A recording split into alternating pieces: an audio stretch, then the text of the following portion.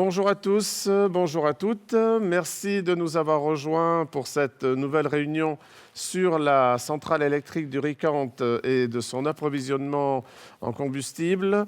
Donc je m'appelle Pascal Chausse, je suis chargé d'animer cette réunion. Beaucoup d'efforts ont été faits par les maîtres d'ouvrage et dont EDF, Production électrique insulaire, pour informer les Ajacciens et les Ajacciennes de la tenue de ces différentes réunions et de la concertation qui est en cours. Cette concertation, elle dure encore jusqu'au 24 mai, donc vous avez largement le temps pour vous exprimer à travers le site internet que je vais vous donner, donc centrale-du-ricanto.fr. Très important, vous pouvez émettre vos avis, poser vos questions, toutes les réponses seront données. Cet après-midi, nous avons une réunion qui est dédiée aux effets environnementaux de la centrale et de son approvisionnement sur son environnement à la fois local, donc environnement très humain, riverain, l'environnement plus naturel, biodiversité, les enjeux de biodiversité qu'on peut trouver autour de ce projet, et en même temps son environnement socio-économique. Donc vous allez voir, il y a différents sujets que l'on va traiter ensemble, mais tout de suite, et je vais vous expliquer de quelle manière cette réunion va se dérouler. Je vais passer très vite sur la diapositive qui présente les gestes barrières, parce que nous ne sommes pas très nombreux dans cette salle. Nous avons déjà eu l'autorisation par le préfectoral pour accueillir du public, mais nous ne sommes pas très nombreux. Nous avons donc suffisamment de distance entre nous pour pouvoir échanger en toute sécurité. Ensuite, bien entendu, nous avons des gens qui sont sur les différents médias que nous avons mis en place pour pouvoir nous connecter. Donc, je les rappelle, c'est la plateforme Zoom qui permet aux gens de prendre la parole et de s'exprimer. C'est la plateforme Facebook Live qui permet aussi aux gens de s'exprimer et de suivre la réunion. Et en même temps, c'est à travers YouTube, sur une fenêtre YouTube sur les sites internet où les gens peuvent visionner, peuvent voir en direct ce qui se passe à cette réunion. Et donc, je signale que cette réunion est enregistrée et que justement, elle pourra être revue en replay, comme on dit, a posteriori, à partir toujours du site internet du projet. Donc pour échanger rapidement, je pense que les gens connaissent maintenant de plus en plus. Vous avez un onglet qui s'appelle Participants en bas de l'écran sur la fenêtre, sur l'application Zoom. Vous cliquez dessus, vous avez levé la main, vous levez la main et on vous donnera la parole, on vous fera passer à l'antenne et vous pourrez poser vos questions. Et ensuite, vous pouvez aussi les écrire, sinon, en cliquant sur l'onglet « Converser ». Voilà, tout simplement. Donc, cette réunion, elle va se dérouler en 2 temps. Nous allons avoir, dans un premier temps, une présentation rapide, mais vraiment très rapide, de l'essentiel sur le projet. Chacun des intervenants va pouvoir se présenter. Et ensuite, on va débattre. Ça sera un débat, c'est un échange. On a voulu ça sous forme plus de table ronde, disons d'atelier, comme on l'a appelé. Donc, ce qu'on veut, c'est échanger. Tous les sujets doivent être mis sur la table et toutes les réponses y seront apportées, en tout cas en toute transparence et en tout cas les informations en la possession des maîtres d'ouvrage qui sont présents. Les intervenants, je vous les présente tout de suite. Donc, Patricia Bruchet, qui est directrice régionale adjointe à la DREAL. La DREAL, c'est la direction régionale de l'environnement, de l'aménagement et du logement en Corse. Donc, une instance régionale qui représente à la fois le ministère de la Transition écologique et qui supervise les enjeux de biodiversité sur le secteur. Nous avons Alain Delorme, qui est directeur général d'EDF PEI. Alors PEI, c'est Production électrique insulaire. Donc c'est le responsable de la construction de la centrale du Ricant en Corse. Et à ses côtés, Cédric Dupuis, qui est le directeur de projet en charge de ce projet, qui restera au contact des habitants et au contact des acteurs du territoire, des acteurs corses, pendant toute la durée de la construction, de la réalisation, de la concertation et des études sur ce projet-là. Avant de lancer tout de suite, je présente M. Bernard-Henri Lorenzi, qui est avec nous, qui est garant de la Commission nationale de débat public, et Mme Etoundi, qui va se présenter tout de suite, et qui en fait représente donc la Commission nationale de débat public qui supervise cette concertation. Et donc Mme Etoundi et M. Lorenzi vont nous présenter un petit peu leur rôle dans ce schéma. Merci. Mme Etoundi, c'est à vous. Bonjour à tous. Donc avec Bernard Lorenzi, on est co-garant sur la concertation préalable pour le projet de centrale électrique au Ricant.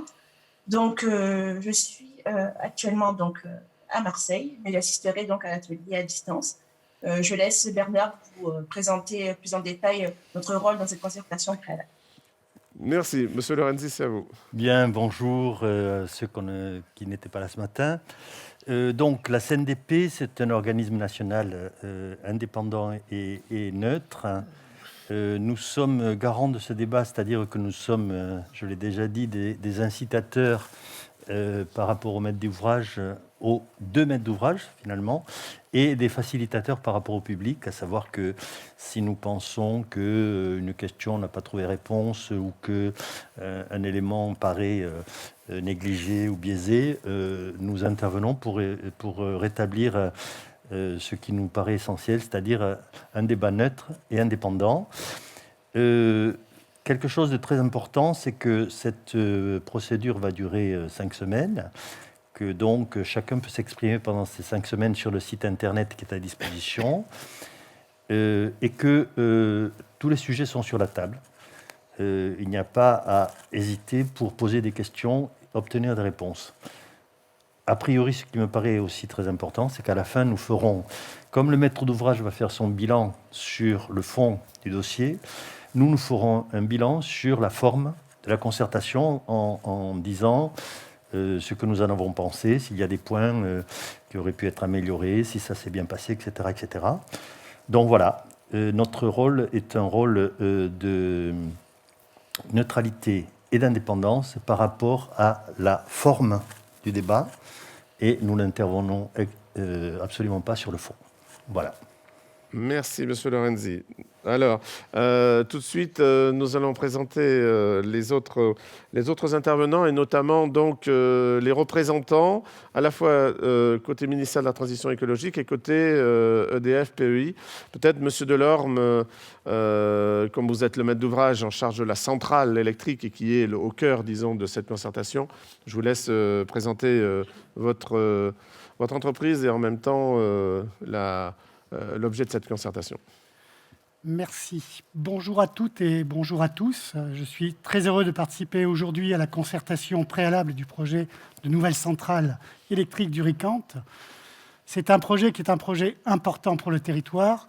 C'est un projet qui est au service des habitants du bassin d'Ajaccio, et c'est un projet qui est aussi au service de l'ensemble du territoire de la Corse. Comme vous le savez, EDF PEI est engagé dans ce projet depuis maintenant plusieurs mois. Nous souhaitons que cette concertation soit un moment d'échange et de partage qui nous permette à la fois de vous informer sur le projet, de répondre à toutes les questions que vous vous posez, et c'est aussi l'occasion pour nous d'enrichir notre projet. Quelques mots sur EDF PEI.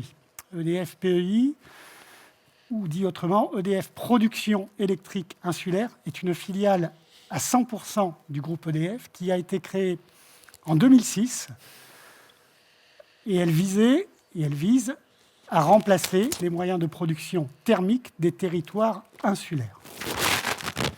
Ainsi, nous avons construit 4 centrales que nous exploitons. Il s'agit de la centrale de Luciane en Haute-Corse, qui a été mise en service en 2014, de la centrale de Port-Est à La Réunion, de la centrale de Bellefontaine en Martinique, et enfin de la centrale de Pointe-Jarry en Guadeloupe, qui a été mise en service en 2015. Nous développons 2 projets majeurs de nouvelles centrales. Il s'agit bien entendu de la centrale du RICANT, qui nous occupe aujourd'hui, mais aussi de la centrale du Larivot, en Guyane, dont le chantier de construction vient de démarrer il y a quelques semaines. Enfin, nous sommes présents dans les énergies renouvelables, puisque nous sommes partie prenante dans des projets éoliens et solaires qui sont déjà en service en Martinique et en Guyane. Et nous continuons nos développements dans ces énergies renouvelables avec une autre filiale du groupe EDF, EDF Renouvelables. Voilà ce que je pouvais dire en termes d'introduction sur le projet et sur le maître d'ouvrage que nous sommes. Et ça nous permet de mieux vous connaître, parfait. Et donc je cède la parole à Madame Bruchet, donc directrice adjointe de l'Adréal Corse, qui représente en fait aussi le ministère de la Transition écologique. Madame Bruchet. Bonjour à toutes et à tous. Effectivement, je représente aujourd'hui le ministère de la Transition écologique qui est porteur du projet pour la partie de l'approvisionnement en gaz naturel de cette centrale. Et donc, aujourd'hui, je prends le relais de la directrice générale de l'énergie qui était présente lors de la réunion précédente. L'Adréal, la Direction régionale de l'environnement et du logement en Corse comme ailleurs, pilote localement et sous l'autorité des préfets la mise en œuvre des politiques de notre ministère, donc le ministère de la Transition écologique. Donc en fonction des thématiques et des différents dossiers, on peut intervenir soit en animant, soit en coordonnant, mais nous assurons également l'instruction dans des domaines assez variés qui peuvent être soit l'énergie pour ce qui nous concerne aujourd'hui, les installations classées, mais également la prise en compte des enjeux environnementaux comme la biodiversité, le respect des sites et des paysages et la prise en compte des risques naturels. Parfait, merci beaucoup. Tout de suite, en quelques minutes, on va essayer de vous donner l'essentiel sur le projet, ses enjeux, pourquoi on en est là, pourquoi faut-il construire une nouvelle centrale Oricante et un petit peu sa configuration en quelques mots. Tout de suite après, on passera à la partie débat qui va porter essentiellement sur les effets environnementaux de ce projet. Je pense que c'est à Monsieur Delorme de prendre la main sur la première partie. Très bien. Si on revient un petit peu en arrière, jusqu'en 2015, la PPE de 2015 prévoyait le remplacement de l'actuelle centrale du VADS par un cycle combiné gaz à hauteur de 250 MW. En 2019, compte tenu des nouvelles ambitions en termes de maîtrise de l'énergie et d'implantation des énergies renouvelables, ainsi qu'un accroissement des interconnexions, le besoin est revu à 160 MW. Donc on passe de 250 à 160 MW. En 2020, il est décidé de répondre à ce nouveau besoin par 3 composantes. Une composante de 110 MW autour d'une centrale moteur à gaz, une composante de 20 MW sur une turbine à combustion à gaz, et enfin un stockage à hauteur du solde des 30 MW. Le projet du RICANT, qui est aujourd'hui en concertation, englobe les 2 premières composantes, à savoir la centrale à moteur et la turbine à combustion. Et en résumé, la centrale du RICANT, pour laquelle nous nous sommes donné la mission de la mettre le plus rapidement en service, permettra de sécuriser l'alimentation électrique du bassin d'Ajaccio pour de nombreuses années avec une centrale moderne et performante. Elle permettra aussi de réduire considérablement les émissions atmosphériques sur Ajaccio grâce à un combustible plus respectueux de l'environnement. Et elle permettra aussi, et enfin, de pérenniser l'activité et les emplois industriels dans le bassin d'Ajaccio. Parfait, merci. Donc maintenant, Monsieur Dupuis, qui est la cheville ouvrière de ce projet, va vous présenter un peu son calendrier et en même temps la configuration de la centrale. Bonjour à tous. Donc, de manière très synthétique, vous voyez le calendrier du projet. Donc, un projet qui est dans une phase aujourd'hui d'études et de présentation de dossiers pour obtenir une autorisation de construire et d'exploiter cette centrale. Donc, on vise un début de chantier autour de 2023. Début 2023 et une mise en service progressive des nouveaux moyens de production de fin 2025 à mi-2026. Voilà, donc un projet situé à 2 pas de la centrale actuelle du Vasio, au cœur de la zone industrielle du Vasio.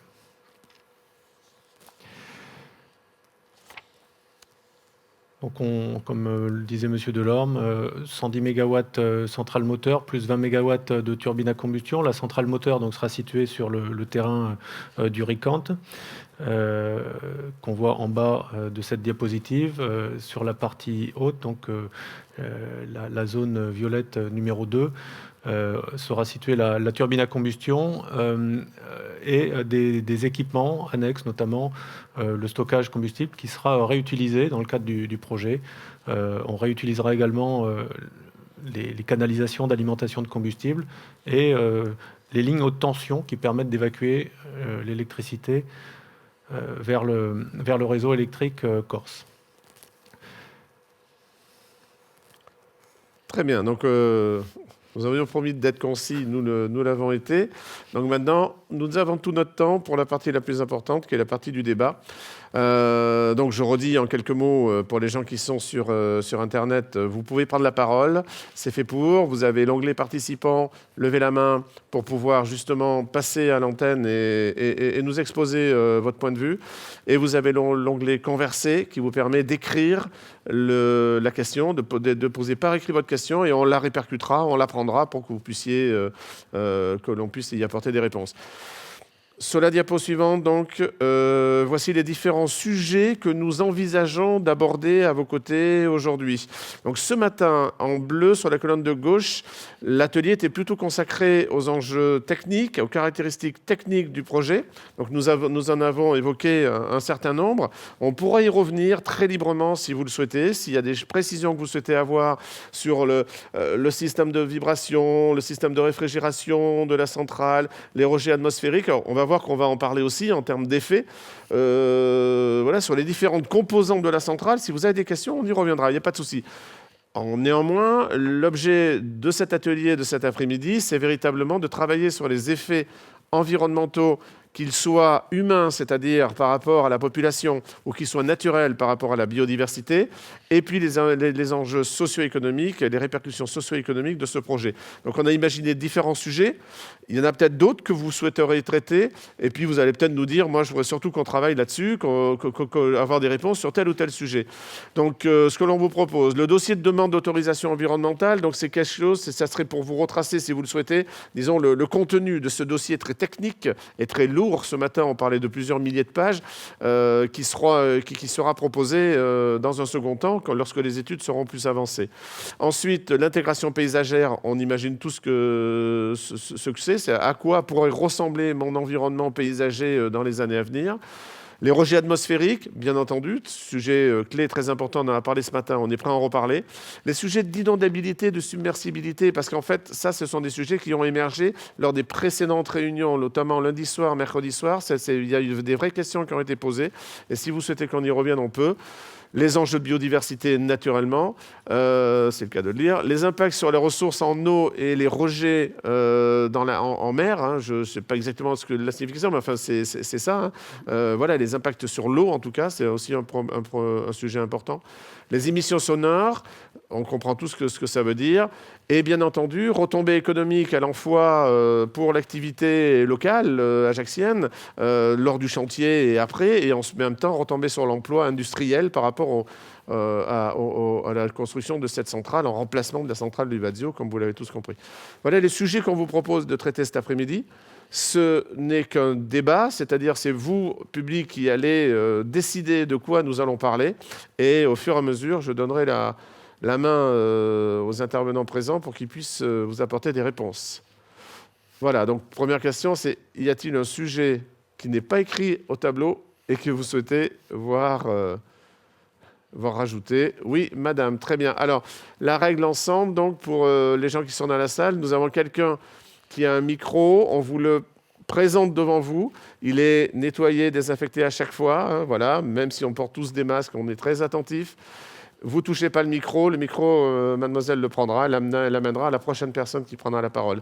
Merci de vous présenter, madame, et posez votre première question. Alors, je suis Muriel Ségondi, je représente l'association Le Garde. Donc, nous avons déjà eu un échange, effectivement, sur le risque submersion. Je viens de remettre la carte à Monsieur Dupuis, comme ça, au moins, je suis sûre qu'il la possède. Alors, d'autre part, moi, j'ai une question qui est très importante à poser. Pourquoi n'y a-t-il eu que ce site d'étudier? Est-ce qu'il n'y avait pas possibilité de mettre cette nouvelle centrale sur un autre espace? Puisque là, effectivement, on va avoir de gros problèmes si un jour on reçoit le gaz. Alors, je pense que la question est importante. C'est vrai qu'elle n'est pas notée, mais il faut y répondre. Donc, en effet, il y a eu d'autres sites qui ont été étudiés. Dans quelles conditions et quelles sont les raisons pour lesquelles celui-ci, finalement, a été retenu et par qui? C'est important. Je vais le faire. Donc, c'est M. Delorme. Je le dis pour la régie, pour que le son... Je vais vous répondre.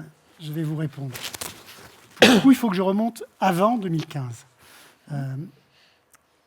il y a eu, ça devait être en 2008, une commission des sites qui a été montée par la préfecture à l'époque. Et une étude a été faite sur un ensemble, je dirais, d'une quinzaine, au moins une quinzaine de sites, dans le bassin du Grand Ajaccio. 18. D'accord. 18. 18. Avec un rapport, pas de plusieurs milliers de pages cette fois-ci, mais de plusieurs centaines de pages. Donc on a étudié, enfin, l'État a étudié 18 sites. Certains sites ont été, enfin tous les sites ont été évalués. Et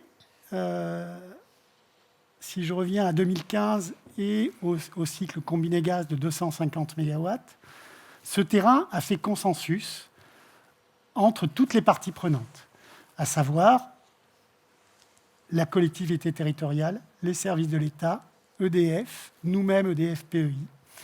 Et il est passé en Conseil énergétique de l'air et du climat.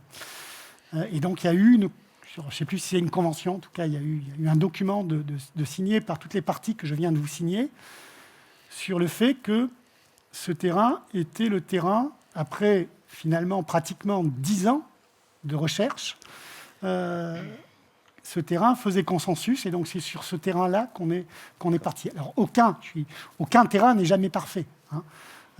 Mais voilà, on est arrivé, donc il y a eu effectivement une recherche pendant des années et des années sur quel est le bon endroit pour mettre cette centrale. Alors vous parliez de « ça sera impossible pour le gaz ». Je vous rappelle que la PPE de 2015 définissait un cycle combiné gaz de la même façon.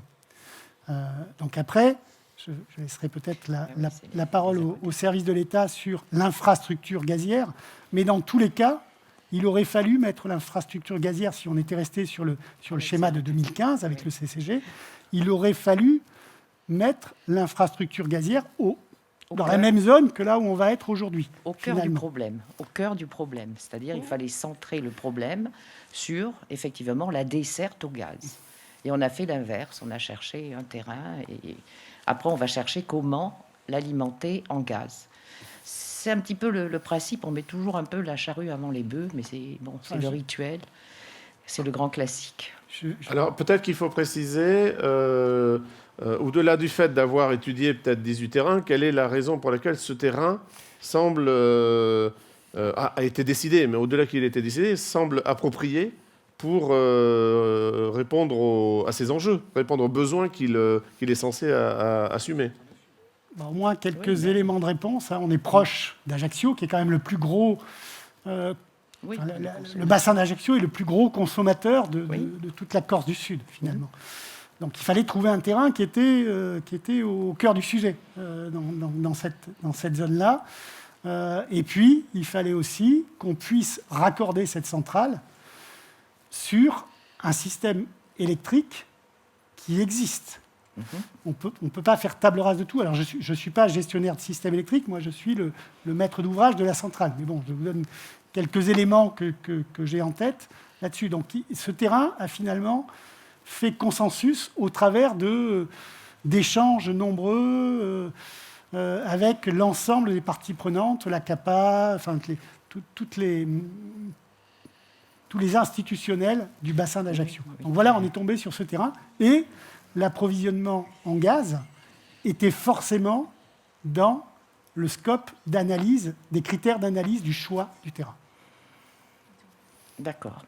Donc ça fait qu'on se retrouve quand même sur une zone submersible pour laquelle, effectivement, vous êtes obligé de remonter la plateforme, ce qui est une bonne chose. Et puis on est quand même aussi satisfait que vous ayez abandonné le système de réfrigération ou de refroidissement de l'eau par la mer. Ça, c'est quand même aussi une bonne nouvelle pour le fond de Golfe. Mais je pense qu'on aurait dû articuler cette recherche de terrain autour de la desserte par le gaz. Alors effectivement, pour vous, c'est un terrain qui est à vous, qui n'est pas trop loin de l'autre centrale, plus facile à brancher. Mais enfin, sur le plan technique, certainement gagnant-gagnant.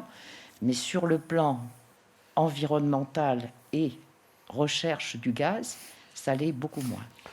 Alors peut-être juste une dernière précision sur ce sujet. simplement sur la propriété du terrain. Oui. Le terrain ne nous appartenait pas D'accord. en 2015. Il y avait des occupants sur ce terrain, des industriels, donc il a fallu acquérir le foncier et reloger les occupants. Donc ce n'était pas non plus une solution, comme vous le dites, que le terrain nous Facile. appartenait, ça vous D'accord. arrangeait. Ce n'était pas forcément une solution facile non plus. D'accord. Donc il a fallu faire tout ce jeu de comment je fais pour viabiliser, entre guillemets, le terrain. Hein. D'accord. Voilà, donc c'était juste Ensuite- la précision que je voulais apporter. Très bien. Alors, il y a sur le plusieurs sujet du sujets conflit. que vous avez évoqués, madame, par rapport à ce terrain, qui revient à votre première question sur le risque de submersion marine et l'inondabilité. Je pense que c'est un vrai sujet. Alors, peut-être le micro, on va le passer aussi à d'autres personnes, hein, s'il y a besoin. Voilà. Mais monsieur, tout de suite. Donc, on va venir, avant de répondre... Oui, précisez que vous prenez les questions et qu'on répondra à toutes les questions. Oui, je Matin, précise ça parce fait que... polémique, là. absolument, on répondra à toutes les questions. Donc, allez-y, monsieur, présentez-vous. Et... Décision quant à la nature du choix du terrain. Moi, je Bon, voudrais on faire- est sur le sujet, allez-y. Voilà, je voudrais faire un petit retour en arrière et rappeler qu'au départ, le projet qui avait été instruit par le préfet Lérite était un projet de centrale à fioul lourd qui devait être convertible au gaz, qui devait être implanté dans la zone des Budic à Bastelicac. Cette zone étant en proche proximité d'une znief, d'un lac qui s'appelle, d'un petit étang, l'étang de Pinoulone, etc., que notre association est allée devant le tribunal administratif pour attaquer le projet d'intérêt général et que nous avons eu gain de cause. À partir de ce moment-là, il y a eu un recul de la part des représentants de l'État et on a commencé à parler du projet Galci. Le projet Galci, c'était ce fameux projet qui devait partir par la société Sonatrach, qui devait partir d'Algérie, passer au large de Bonifacio, et il était question de faire un piquage et un atterrage dans la région de Bonifacio pour alimenter les centrales de Corse en gaz. C'est un gazoduc, hein, c'est ça. C'est un gazoduc, gazoduc, c'est tout tout à à fait. fait ça. C'est le fameux projet Cyrénée qui avait fait l'objet d'ailleurs d'une consultation publique Tout à à fait. l'époque. Et donc, ce n'est qu'à partir de ce moment-là que le choix du terrain a été revu, forcément, entre les partenaires, comme le disait M. Delorme, et finalement, celui qui est apparu le plus facile pour cette centrale, qui devait devenir à fuel gaz. Hein, c'était au départ des moteurs dual fuel qui avaient été évoqués comme ceux qui ont été mis en place ensuite à Luciane. Je précise quand même que Luciane a été passé au fuel léger parce que nous avons proposé le fuel léger, nous avons fait pression avec les gens de Luciane pour que cette centrale, qui elle aussi était prévue pour fonctionner au fuel lourd, puisse fonctionner au fuel léger. Il y a eu un certain nombre d'hommes politiques qui se sont mêlés de l'affaire, des associations, et finalement, Luciane a démarré au fuel léger avec la possibilité d'être converti au gaz. Voilà, donc ce n'est qu'à partir de ce moment-là, je précise tout ça, M. Delhomme, pour donner un peu l'historique Oui, tout à fait. Ça pour donner un précise, peu oui. l'historique de l'affaire. Et ce n'est qu'à ce moment-là que le choix du site a été changé et que ce choix est tombé sur ce site-là qui fait l'objet aujourd'hui de la construction D'un accord de consultation. d'une centrale qui manifestement ne sera pas à gaz mais à fioul ou à biocarburant.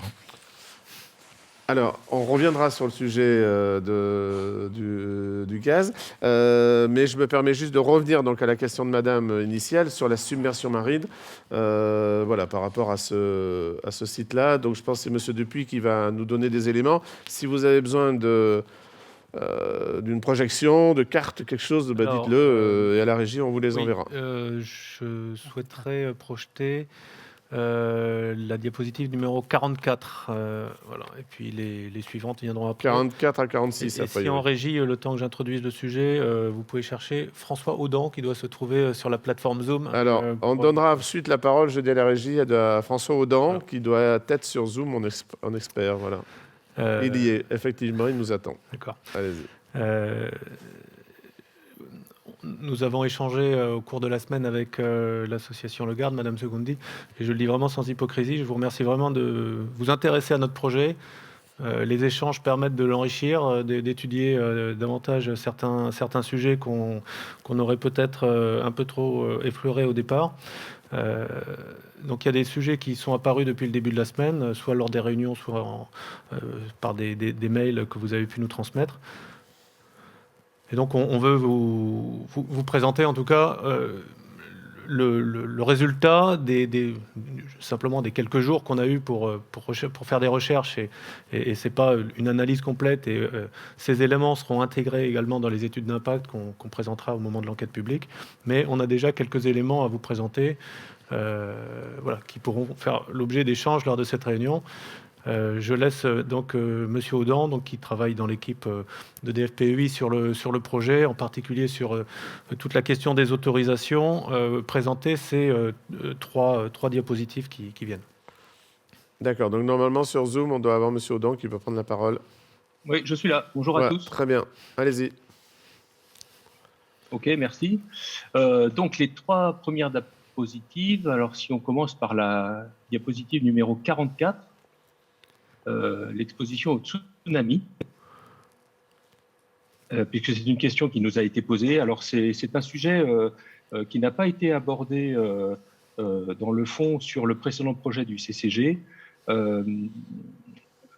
tout comme la submersion marine dont je vais parler juste après.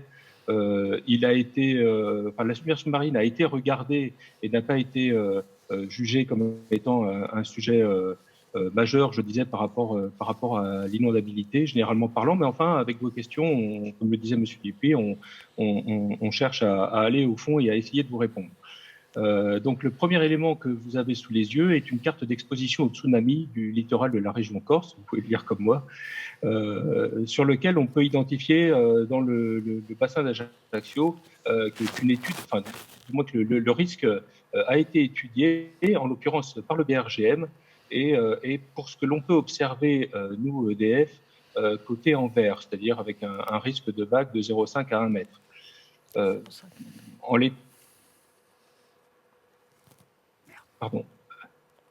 En l'état actuel des choses, c'est le niveau d'étude dont on dispose, sur lequel on va se repencher, vérifier que tout est bien conforme, et il sera intégré au DDAE après être évalué par un bureau d'études qui travaille pour nous dans le domaine hydraulique.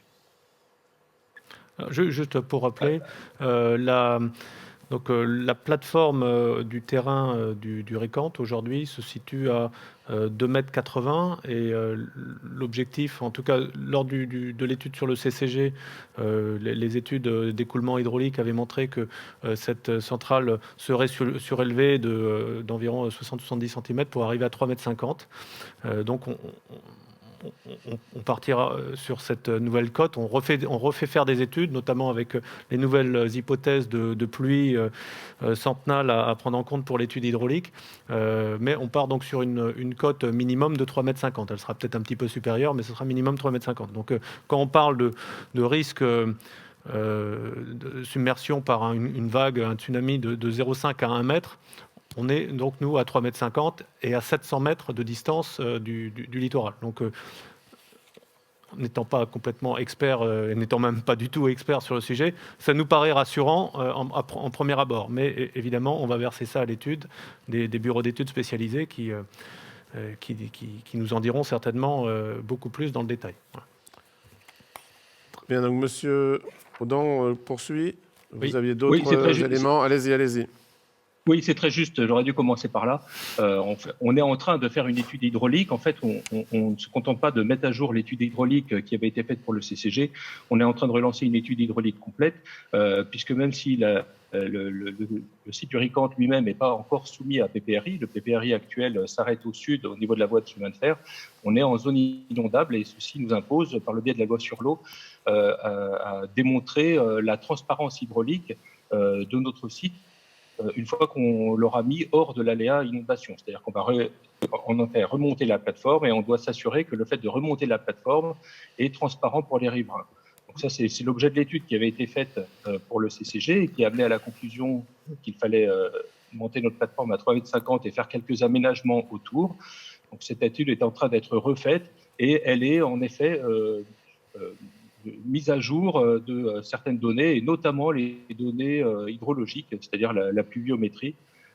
Et c'est un sujet sur lequel on travaille d'un côté avec un bureau d'études, et de l'autre côté, on est en relation avec les services de l'État, et tout particulièrement l'ADDTM, qui évidemment nous challenge à ce sujet-là et veut s'assurer qu'on prend une approche conservative et qu'on ne prendra de risques ni pour les riverains, ni bien sûr pour nous, puisque c'est notre but est de jamais avoir les pieds dans l'eau et de ne pas avoir la centrale qui s'arrête ou une fois tous les 1000 ans. Voilà. Très bien. On ne sera pas là pour 1000 ans. Merci. Est-ce Tout qu'on à a fait, d'autres... c'est 25 ans. On peut passer au slide suivant. Ouais. Et c'est Oui. toujours Monsieur Audin Oui, ou toujours, c'est... toujours. D'accord. Alors, avancez, s'il vous plaît, allez-y. Avancez et présentez vos... qu'on puisse... Le allez-y. slide suivant est un slide sur lequel, qui présente un sujet sur lequel on a très peu travaillé, mais vous avez posé la question de l'évolution du trait de côte. Donc, quand on interroge nos bureaux d'études, la réponse que l'on en a est que les traits de côte sont suivis depuis relativement récemment, on va dire, en tout cas dans le degré de précision qu'ils ont actuellement. J'imagine que c'est lié au tsunami de 2005 en Thaïlande. Et donc, en effet, on a quelques données, dont celle-ci, que vous nous avez envoyée également, qui présente l'évolution du trait de côte entre 2013 et 2017 sur la plage du Ricante. On peut observer que le trait de côte a bougé sur ces 4 petites années.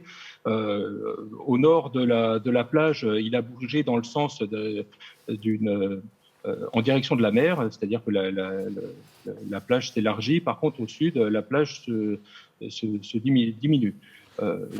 Excusez-moi, il faudrait peut-être nous préciser où c'est que vous lisez ça sur la carte, parce que nous, on ne lit pas grand-chose. On la voit très bien, la carte, mais on ne sait pas de quoi vous parlez. En fait, très juste, vous aurez très peu de chances de le lire, parce qu'en fait, les 2 traits dont je parle, c'est-à-dire le trait jaune de 2013 et le trait rouge de 2017, qui symbolisent la limite de la côte au niveau de la mer, au niveau zéro, sont extrêmement proches l'un de l'autre. Pour ceux qui sont dans la salle, donc je le montre au tableau. Vous voyez en fait le long de la côte.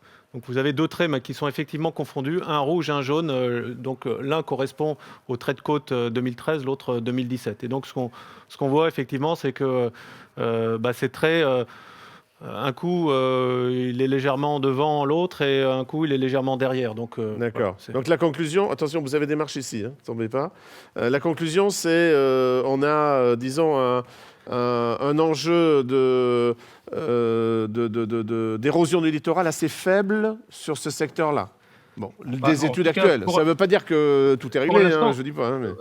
On est seulement sur 4 ans d'observation. Oui. Donc oui, mais c'est honnêtement... on voit quelque chose d'extrêmement faible.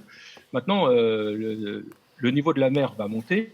Il est en train de monter avec le réchauffement climatique, ça c'est une certitude, et il va continuer de monter. Et donc le trait de côte va naturellement se déplacer vers l'intérieur des terres. À certains endroits, il se déplacera moins vite qu'à d'autres, parce qu'il y a aussi d'autres effets qui sont le déplacement des sédiments dans les golfs, les courants marins qui changent et qui sont extrêmement difficiles à modéliser. Pour l'instant, on n'en est pas à la modélisation de l'avancée du trait de côte, mis à part l'élévation du niveau de la mer. On en est à le suivre. Nous, en l'occurrence, on peut voir sur cette carte, et ce qui nous amène à ne pas le voir parmi tous les risques qu'on envisage sur le projet, à ne pas le voir comme étant le premier, c'est que entre le site du Ricante et la plage, il y a encore beaucoup d'équipements qui seront amenés à, si le niveau monte et la côte se déplace, qui seront amenés à devoir être protégés par des moyens ou d'autres de la part des services de l'État, certainement bien avant EDF, puisqu'on a la route territoriale, la voie de chemin de fer, l'aéroport qui est au sud-est. Donc voilà ce qu'on peut dire pour le trait de côte, qui est une certitude. Le niveau monte et le trait de côte va se déplacer. Allez, vous avez une autre précision technique à nous apporter, oui, sur avant de repasser la parole. Et j'ai question. Quelqu'un demande la parole aussi sur Zoom, donc allez-y. Très juste. Alors je vais me dépêcher. Oui. Non, mais c'est un vrai sujet. Allez-y. Le troisième slide est en fait celui sur lequel vous nous interrogez le plus, qui est la submersion marine. Donc là, le sujet a été étudié plus par les services de l'État que par nous-mêmes, parce que le résultat de l'étude, on le trouve sur les sites web des services de l'État, vous l'avez sous les yeux, c'est les zones submersibles. Donc là, en l'occurrence, on parle de submersion marine, on ne parle pas du risque d'inondation. qui est traitée par le PPRI dont je venais de parler tout à l'heure. Là, c'est la submersion marine, c'est-à-dire le fait qu'on puisse avoir une dépression momentanée qui fasse monter le niveau de l'eau, des vagues qui soient amenées par une tempête ou des vents très forts justement dans le mauvais sens et qui amènerait le niveau de l'eau salée à monter, à recouvrir la plage et à rentrer en direction, à remonter la rivière Salive en direction de notre site. Donc là, l'évaluation qui en est faite, c'est celle que vous pouvez voir sur la gauche,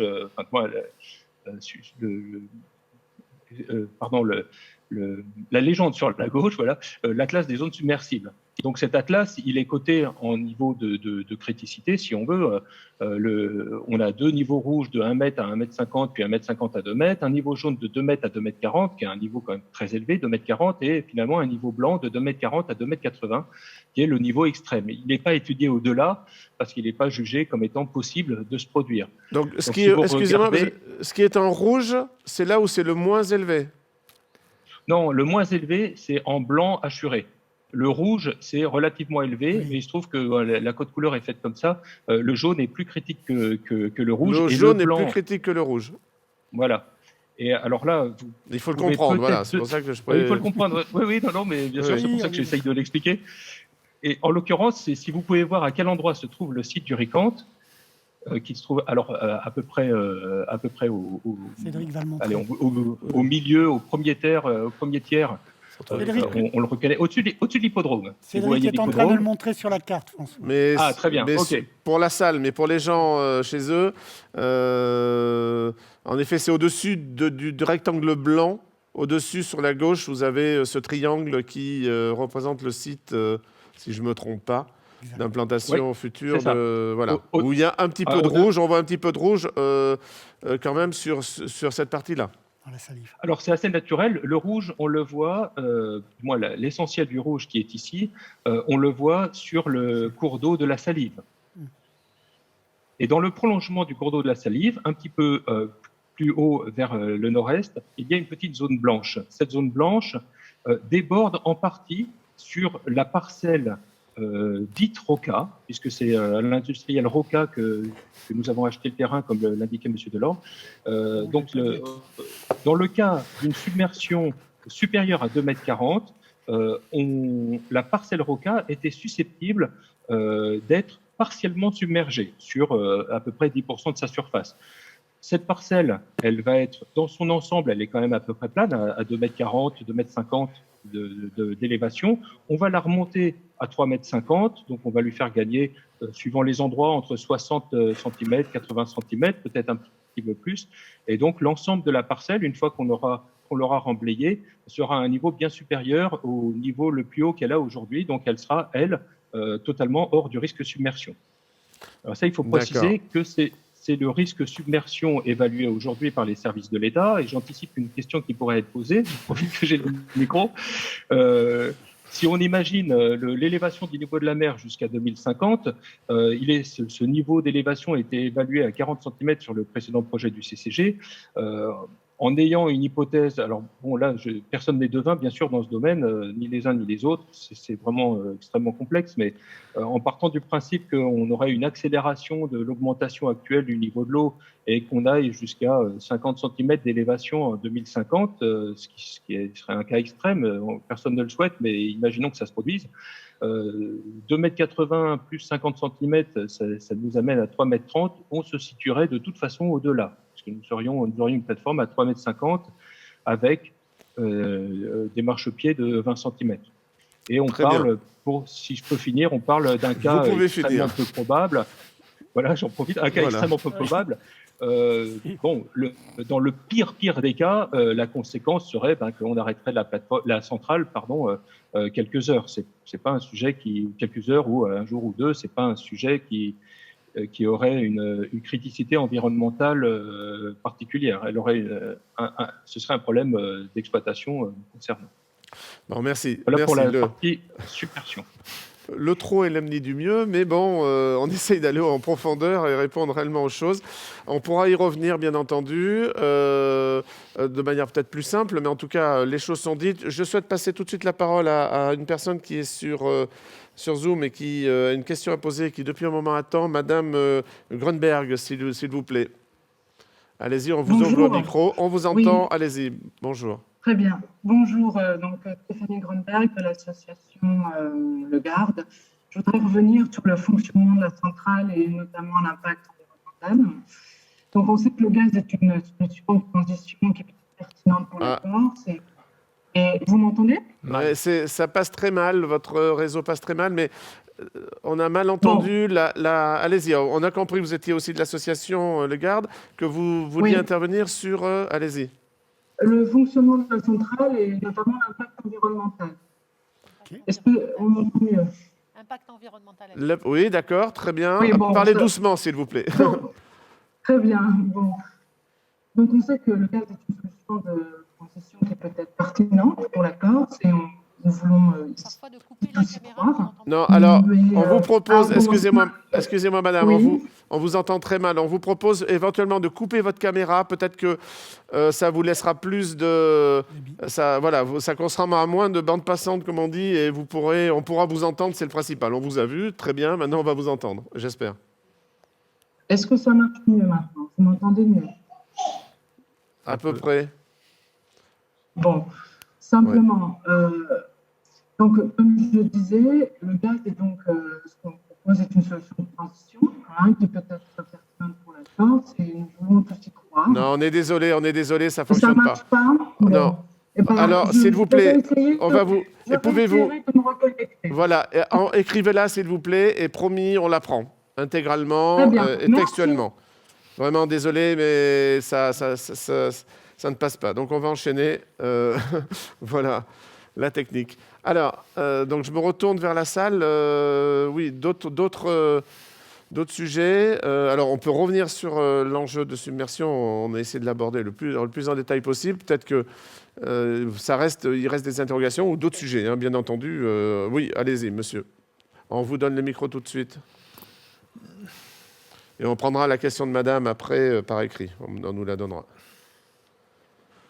Oui, moi, je voudrais que l'on aborde le problème des rejets atmosphériques sous l'angle suivant. La vallée de la Gravonne, elle a ceci de particulier, c'est qu'il y a un couvercle d'air chaud permanent à 500 mètres et une inversion des brises. Et la pollution, elle entre dans la vallée de la Gravonne avec cette inversion des brises et il en ressort à peu près 40%. Il y a 60% qui restent dans la vallée de la Gravonne et ensuite qui se répand et qui se mêle à la chaîne normale de la vie, chaîne alimentaire, etc. La situation n'est pas exactement la même à Luciane, bien qu'il y ait des vents rabattants à Luciane qui aillent, je crois, du côté d'Escovat. On n'est pas exactement dans le même système de courantologie. Et d'ailleurs, cette pollution qui est émise actuellement par la centrale du Vals, qui le sera demain par la centrale du Ricante, on la voit très nettement, notamment on repère les effets de soufre. Lorsqu'on est au Sanguinaire, l'été, il y a cette espèce de nappe orangée que l'on voit qui traverse tout le golfe d'Ajaccio. Donc, je pense que, quelle que soit l'émission des polluants, même si M. Dupuis nous dit que ce sera moins important, cette émission de polluants, elle suivra forcément exactement le même schéma. Le même courant. Voilà, exactement. Et donc, alors, sur le constat peut-être actuel, par rapport à ce que monsieur constate, ce qu'on peut constater au-dessus du Golfe, et des courants, l'étude que vous en êtes, allez-y. Déjà, je trouve que c'est extraordinaire. Au bout de quelques jours, on converge déjà un petit peu. Vous êtes d'accord avec moi que ce sera mieux avec cette nouvelle centrale et c'est déjà un grand progrès. Oui. Ah, d'accord. Bon, on ne converge pas, alors tout à fait, d'accord. Alors, on vous a présenté tout à l'heure la méthodologie qui est mise en place par le bureau d'études pour faire son étude de dispersion et derrière l'étude de risque sanitaire. En discutant donc avec ce bureau d'études ces dernières semaines, ils nous ont indiqué qu'on avait de la chance là, dans la zone d'Ajaccio qu'il y ait un historique des mesures, des vitesses, on va dire, de vent verticales. C'est-à-dire que, comme on le sait, comme vous l'avez dit, il y a des fois des inversions avec des inversions de température qui font qu'il y a comme un couvercle avec des vents qui se rabattent. Il existe, donc Météo France a des banques de données qui retracent l'historique de toutes ces vitesses de vent quand elles montent ou quand elles descendent. Et donc, ces vitesses sont intégrées dans la modélisation qu'on est en train de faire. Et le résultat donc, de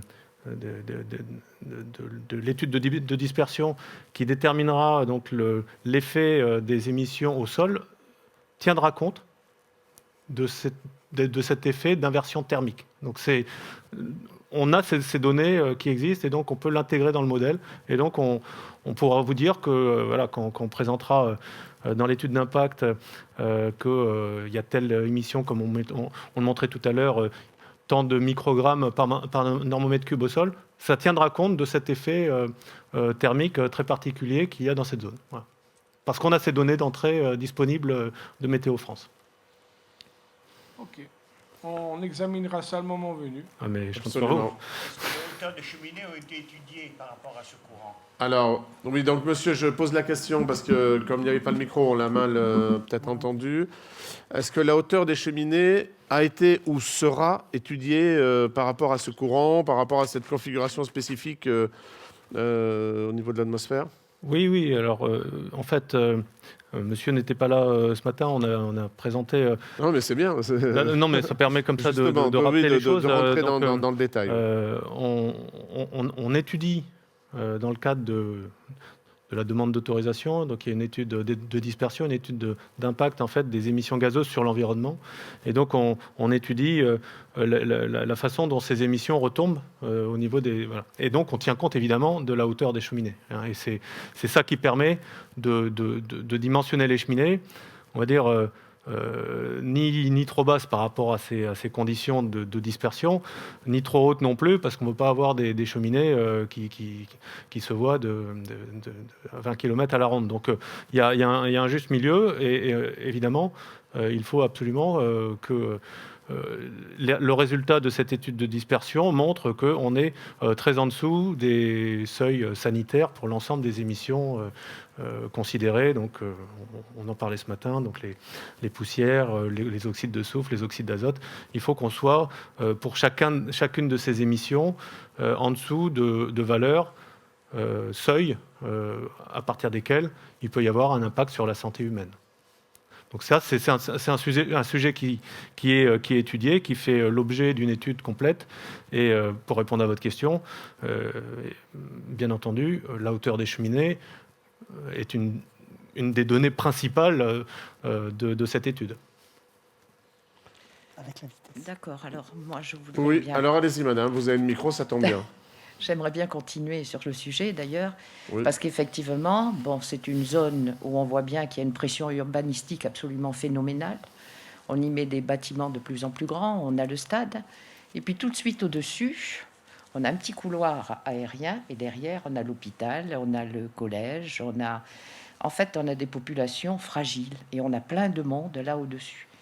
Donc effectivement, je reviens à ma question du début, le choix du site n'a pas été extraordinaire. C'est-à-dire qu'on a occulté beaucoup de problèmes qui auraient dû être montés en exergue. Et cet hôpital, et ce collège, et la submersion, plus les pluies, les phénomènes pluvieux qui peuvent être importants, du type Cévenol. Donc tout ça, ça fait beaucoup, ce qui m'amène à dire et à redire que le site, c'est peut-être pas le bon. Voilà. Alors, je pense que c'est important d'aborder ces sujets au-delà du principe, le site, c'est pas le bon ou c'est le bon. C'est pas le bon ou c'est le bon, ça veut dire qu'il y a plusieurs critères qui amènent à des choix. Alors, le critère, on a parlé de le côté submersible, on a parlé du côté de dispersion par rapport... voilà. Madame évoque aussi la proximité urbaine. Alors, c'est vrai que l'urbanisation s'est énormément développée depuis la création du VADIO, mais allez-y, oui, Madame Bruchet. Ce qu'il faut savoir, effectivement, c'est que quand on fait un choix de site comme ça, donc il y a eu un historique, monsieur en a parlé tout à l'heure, plusieurs critères sont présentés entre la proximité avec la population qu'on souhaite desservir et son impact, effectivement, soit en termes environnementaux, soit en termes sanitaires. Ces critères-là et cette séquence-là va devoir être présentée dans le dossier de demande d'autorisation pour démontrer que le site qui aura été retenu, c'est le site qui aura le moindre impact par rapport aux autres sites qui ont été étudiés. Donc, comme M. Delorme l'a signalé tout à l'heure, il y a quand même eu plus de 18 sites qui ont été étudiés, qui ont été ensuite, qui ont fait l'objet de nombreuses discussions et qui ont fait consensus. Mais de toute façon, ce choix de site dans la démarche, vous savez, l'impact environnemental et l'impact sanitaire, à chaque fois, c'est éviter, réduire, compenser. Donc, à partir de le choix de ce terrain a été fait à partir de cette démarche-là. C'est d'abord éviter, ensuite réduire les impacts. Mais effectivement, on ne peut pas dire qu'il y avait un site qui aurait pu permettre d'avoir zéro impact. Mais je comprends tout à fait votre inquiétude et votre interrogation par rapport aux populations fragiles sur le collège et l'hôpital. Et ça fera partie du dossier sur lequel l'État sera vigilant dans le dossier de demande d'autorisation environnementale. Comme pour les enjeux environnementaux, l'impact sur la santé devra être bien argumenté et fera l'objet d'un échange et de discussion également et d'un avis de l'ARS. Le dossier de demande d'autorisation environnementale, maintenant, c'est une démarche qui est simplifiée dans le sens où il y a un seul interlocuteur pour le porteur de projet, donc pour EDF, et ça sera l'ADREAL.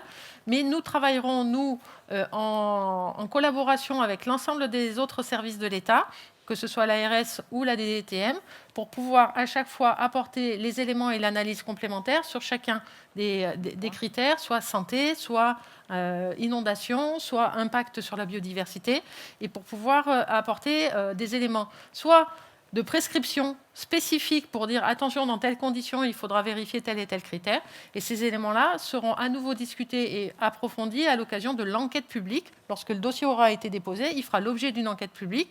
Tous ces documents seront donc présentés au public et pourront faire l'objet d'échanges beaucoup plus approfondis. Et ce critère-là devra être effectivement argumenté. C'est un problème. C'est vrai qu'on laisse l'urbanisation grandir, croître là autour. C'est un problème. Voilà.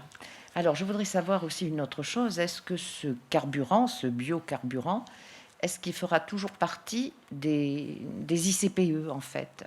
Ou est-ce que ça permet de sortir du classement ICPE? Alors, avant de répondre, il faut expliquer un petit peu, justement, pour le Kidam moyen, l'ICPE. Voilà, vous parlez du biocarburant, c'est-à-dire par rapport à la biomasse liquide qui est... Non, le carburant qui sera utilisé, c'est-à-dire le carburant qu'ils vont utiliser en secours. C'est le gaz, ce que j'ai entendu, c'est le gaz. Mais... Non, mais c'est pas le... Après... Non, on est bien sur le fuel. Alors, il y a le fuel et... Le biodiesel, voilà. Est-ce que ça permet... effectivement, de sortir de la nomenclature. De cette contrainte ICPE, mais vous allez nous expliquer ce que signifie ce sigle. Alors ICPE, ICPE, c'est installation classée pour la protection de l'environnement. Donc c'est tout ce que... Ce qui veut dire, ça signifie quoi par rapport à... Ce qui veut dire un corpus réglementaire et d'analyse avec études d'impact, études sanitaires, études de danger, tous les règlements associés à ce qu'on met derrière ce sigle ICPE. Donc c'est un classement qui fait qu'il y a certaines contraintes à respecter, naturellement. Et madame demande si, selon le carburant qui sera utilisé, le combustible utilisé, est-ce qu'on sera toujours classé ICPE. Vous serez toujours classé ICPE ou pas? Voilà. Alors, allez-y. Oui, madame Bruchet, peut-être. Ce qu'il faut savoir, c'est que déjà, la centrale, au départ, son combustible principal, c'est le gaz, et c'est les combustibles de secours, fuel et biomasse seront... voilà. Moi, ce que je vais faire, c'est pour moi, ça reste une ICPE, une installation classée pour l'environnement, quelle que soit l'alimentation de la centrale. Effectivement, les impacts, notamment sur la santé ou sur l'environnement, ne sont pas les mêmes suivant le type de combustible qui est utilisé, mais ça reste une installation classée pour l'environnement. Ce que je peux faire, c'est juste vérifier, parce que vous m'excuserez, mais je ne connais pas toutes les nomenclatures par cœur. Oui, mais comme il y a Olivier Courty, le chef de service, qui est présent, Zoom, il va peut-être pouvoir nous le confirmer. Comme ça, madame, vous aurez une réponse un peu plus certaine. Si on arrive à donner la main tout de suite à monsieur Courty... Ouais. Voilà, très bien. Allez-y. Bonjour. Alors, effectivement, bonjour à tous. Une installation classée pour la protection de l'environnement, en fait, c'est une réglementation spécifique qui encadre les activités et les produits qui sont repris dans une nomenclature. Il y a une nomenclature qui reprend tous ces éléments-là.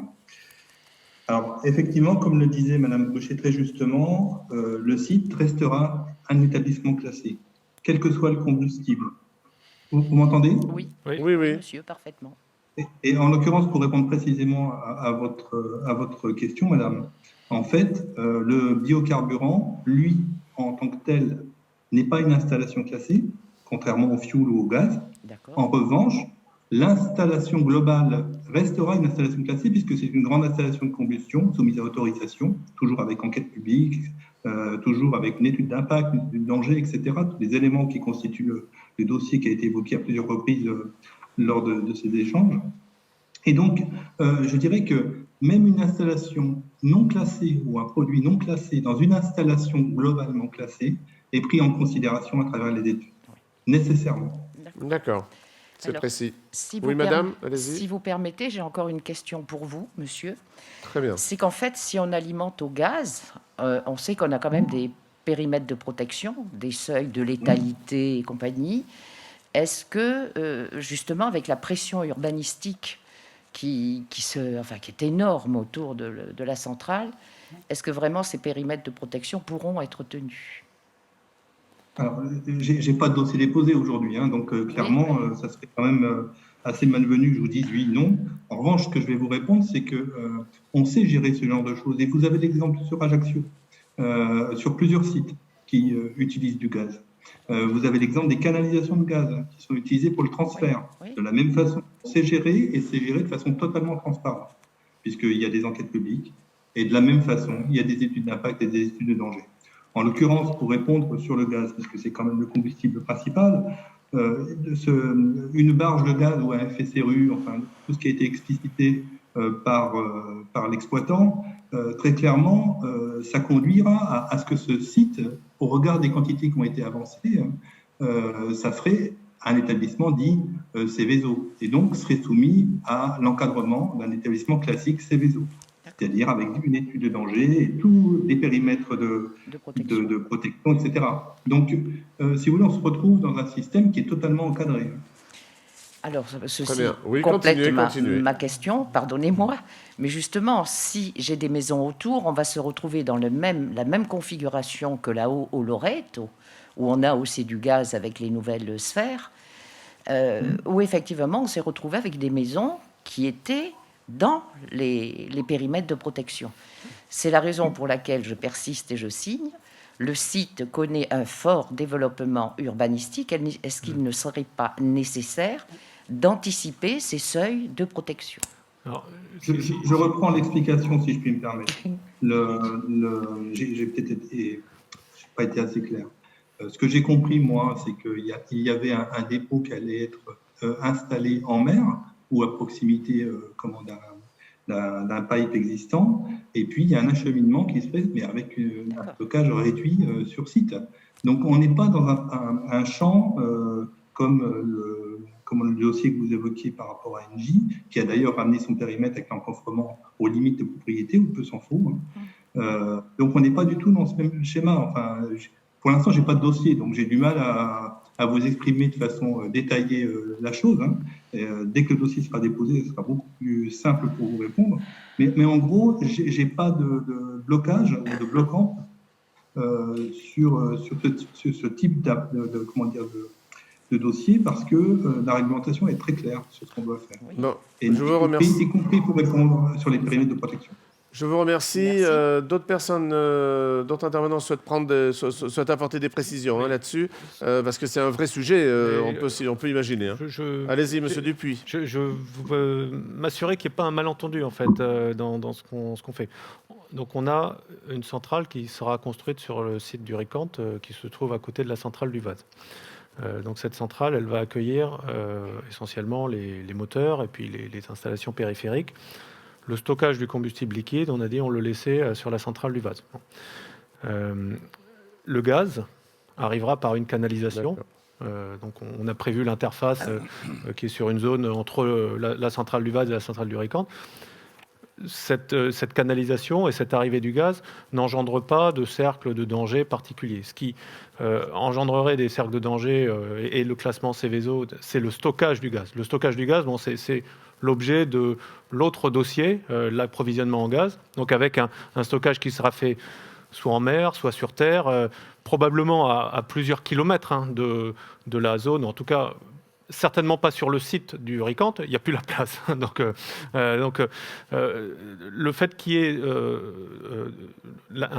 une amenée de gaz n'engendre pas, en tout cas, des cercles de danger supplémentaires sur le site du Ricante. Et donc, par rapport aux habitations autour du site du Ricante, il n'y a pas d'impact particulier, il n'y a pas d'effet.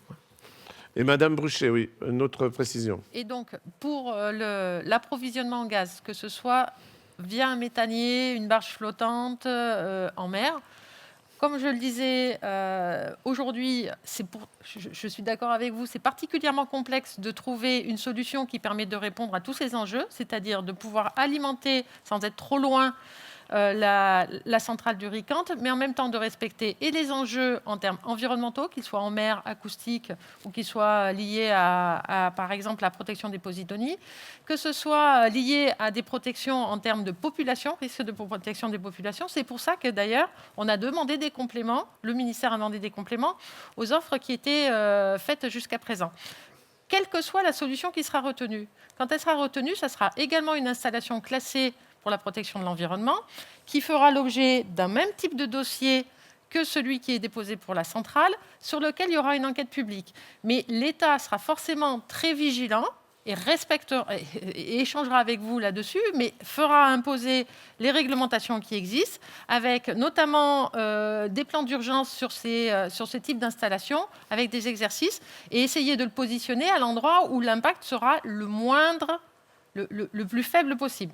Aujourd'hui, je ne peux pas vous donner plus d'éléments d'information dessus, mais lorsque ce projet sera finalisé et qu'on pourra à ce moment-là vous le présenter, il fera l'objet de la même phase de concertation et à minima d'une enquête publique, puisque ce sera un dossier qui sera soumis à autorisation environnementale et qui devra de la même façon faire preuve, démontrer avoir une étude d'impact et une étude de danger.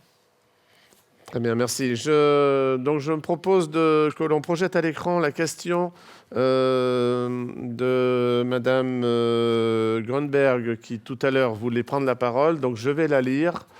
Quelles sont les garanties d'EDF pour assurer l'emploi du gaz et non le gasoil ou le biocarburant? Donc comment pouvez-vous nous confirmer que ça sera bien du gaz et non du gasoil ou du biocarburant, sachant que le gaz peut être cher, logistique, marché de la molécule défavorable, prix de la tonne au CO2 émise et disponibilité incertaine des fournisseurs, sachant que les alternatives proposées sont moins coûteuses et représenteraient une facilité moins disante en termes environnementaux? Elle nous remercie, c'est très bien. Donc en fait, au final, Madame nous dit le biocarburant c'est mieux ou le gasoil, donc on ne voit pas pourquoi vous iriez sur le gaz. Voilà, il y a peut-être des arguments logistiques, marché de la molécule, tout ça. Allez-y. Alors n'importe, dites-moi. C'est qu'effectivement les aspects. Alors, Madame Bruchet, donnez la parole à Madame Bruchet pour le micro. Si, allez-y, ça va marcher. Ce qui est important, c'est que les enjeux économiques ne vont pas intervenir là-dessus, puisque le ministère a négocié avec la CRE le fait que... Alors, la CRE, excusez-moi, juste... La Commission de régulation de l'énergie. D'accord. Le fait qu'il y ait effectivement une démarche qui permet de faire en sorte que le gaz soit de toute façon pas un facteur économiquement plus lourd que les autres carburants. Peut-être que Caroline Bardy, tu as des éléments complémentaires à apporter sur cette régulation qui est faite pour faire en sorte que, d'une manière générale, quand on est sur une île comme la Corse, de toute façon, l'énergie est forcément toujours plus chère. Et on fait en sorte, à travers la compensation et la maîtrise de la demande de l'énergie, de compenser ce surcoût à travers des échanges avec la CRE. Donc en fait, voilà, peut-être expliquez-nous le rôle de cette commission et l'équilibre économique qui est recherché. Oui, il y a bien pour que le coût de l'électricité soit le même en Corse qu'en ailleurs. Vous savez qu'il y a ce qu'on appelle la CSPE, la contribution au service public de l'électricité, qui permet de compenser les surcoûts. Et donc le cadre régulatoire qui a été mise en place, enfin sollicité par le ministère auprès de la Commission de régulation de l'énergie et fait pour que la molécule gaz puisse être utilisée dans la centrale. C'est-à-dire c'est un cadre régulatoire qui permet de financer cette molécule gaz. Ça, c'est le premier sujet. Je ne sais plus s'il y avait une autre... L'objet, c'est donc que même si le coût de production de l'électricité est plus cher que en métropole, le prix de l'électricité reste le même qu'en métropole. Oui. Donc il y a cette compensation, c'est ça Il le y but. a le cadre régulatoire D'accord. pour la molécule de gaz. Reste, à la différence du fuel ou du bioliquide, il faut qu'il y ait une infrastructure pour utiliser ce gaz naturel. C'est-à-dire que le fuel arrive dans des bateaux, on le passe dans une canalisation et l'utilise. Pour le gaz naturel, il ne peut être transporté que de façon liquide pour réduire les volumes. C'est-à-dire que le gaz gazeux, quand il est liquide, c'est 600 fois moins de volume, donc il faut qu'il soit liquéfié, et donc il faut qu'il y ait une infrastructure qui permette de le regazéifier pour qu'il soit utilisable par la centrale. Et c'est la différence notable entre le fuel, les bioliquides et le gaz. Pourtant, on prend des combustibles liquides, mais pas le gaz. Si, A priori, c'est ça. Et donc, il faut qu'il y ait un opérateur pour cette infrastructure gazière. Le ministère étant celui qui permet de sélectionner l'opérateur, mais ensuite, c'est l'opérateur qui devra porter son projet. Très bien, donc on comprend, en fait, oui, l'enjeu financier, il est déjà traité en amont entre l'État, la Commission de régulation de l'énergie, très bien. J'avais une autre intervention sur la plateforme Zoom, a priori. Je crois M. Oulance qui avait levé la main. Oui, eh bien, on vous écoute. On vous écoute. Oui, alors, effectivement, c'est intéressant au niveau du stockage. Et reprendre un petit peu la conversation de Madame Secondi. En fait, si j'ai bien compris, Madame, tout à l'heure, c'est que tout un dossier est à refaire pour le stockage et la regazéification du gaz liquide qui est confiée donc à une entreprise. Et il y aura de nouveau, comme actuellement, une enquête publique, comme actuellement. Donc tout est je veux dire, c'est une autre partie totale qui est conséquente, je veux dire, parce que là, et pour l'instant, effectivement, d'après M. Dupuis, il n'y a pas d'étude qui a été faite, je parle toujours au niveau des vibrations, que ce que vous avez dit tout à l'heure, donc tout sera remis en question avec ces études qui seront faites à ce moment-là. C'est ma question. D'accord, alors... donc oui, il va y avoir des études sur le projet de la centrale du Ricante qui vont être développées par la suite, et il y aura toute une procédure pour l'infrastructure gazière, c'est ça. Monsieur Delorme, vous vouliez... Non, c'était ça, C'était exactement ça. D'accord, mais écoutez, j'ai répondu à votre place. Tout simplement. Ce n'est pas mon rôle. J'ai acquiescé tout simplement. D'accord. Donc en effet... on est loin d'avoir fini. Les études à la fois sur l'infrastructure gazière et sur la centrale du Ricante vont se développer. Est-ce qu'on a d'autres sujets? Oui, on vous donne tout de suite le micro, Monsieur Lanfranc.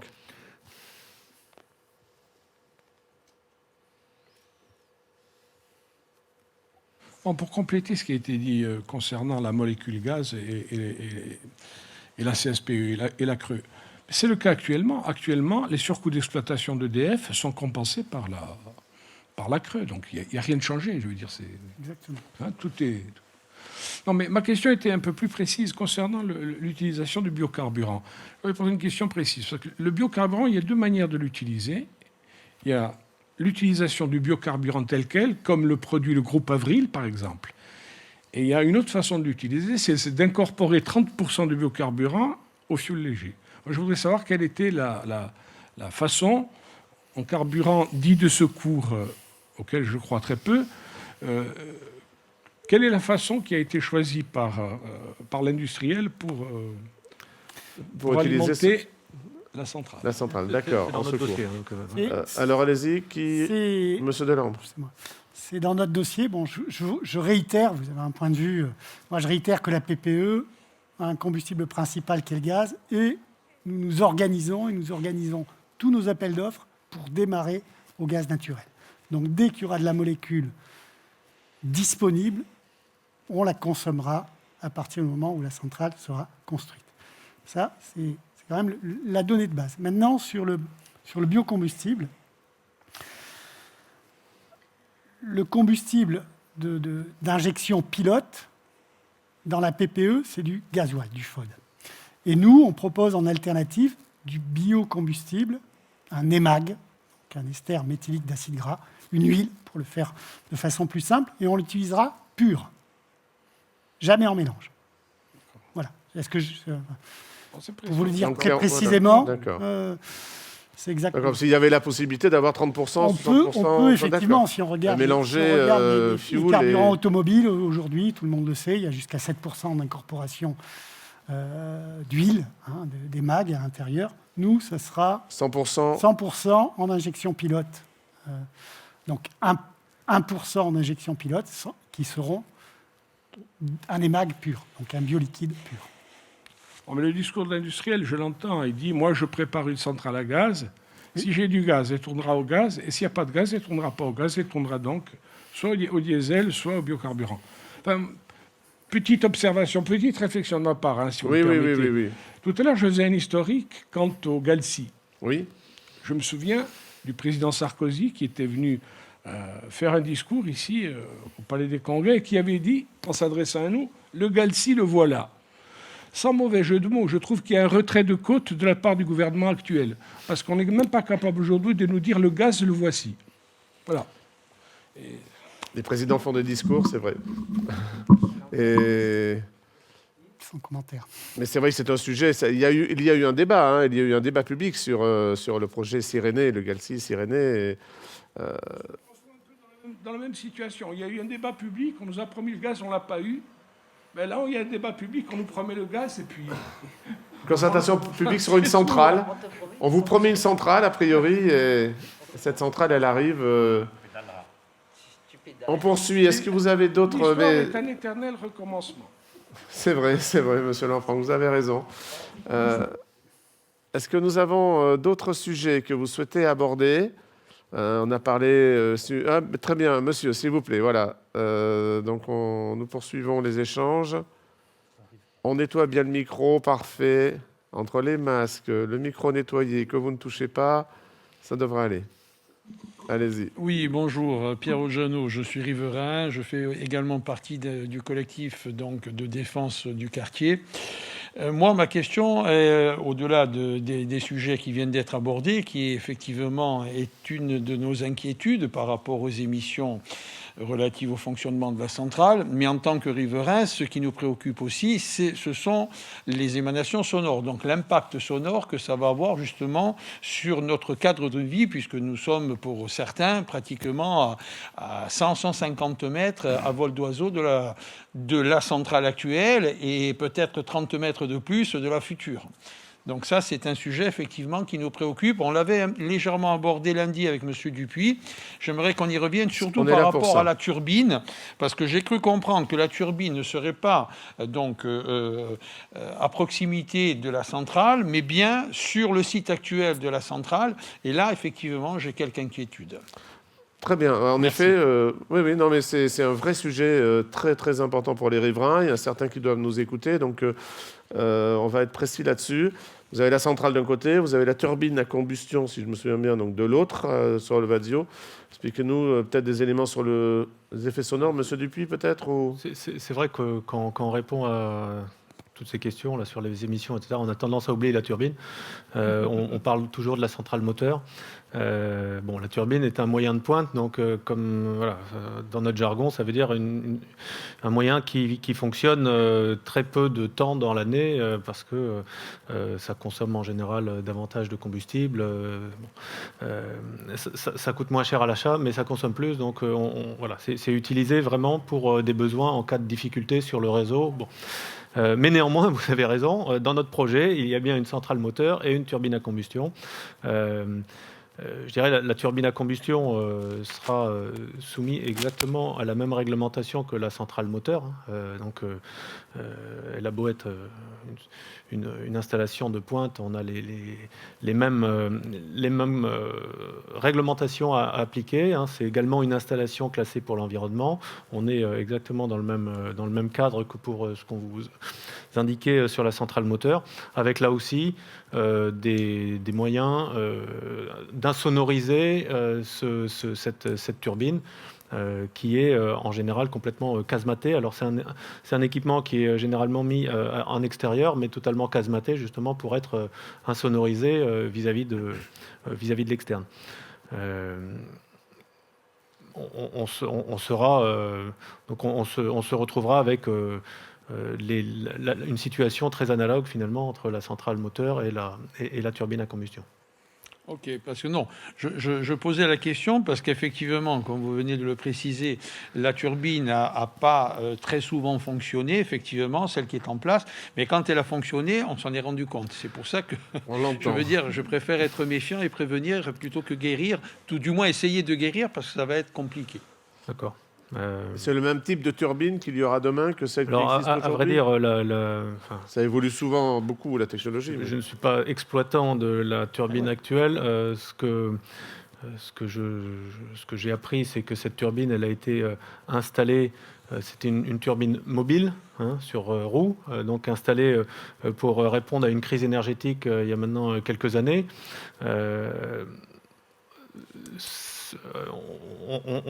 On installe, nous, une turbine dans un cadre industriel qui va perdurer le même temps que la centrale moteur, c'est-à-dire pour une durée de 25 années, c'est ce qu'on vise.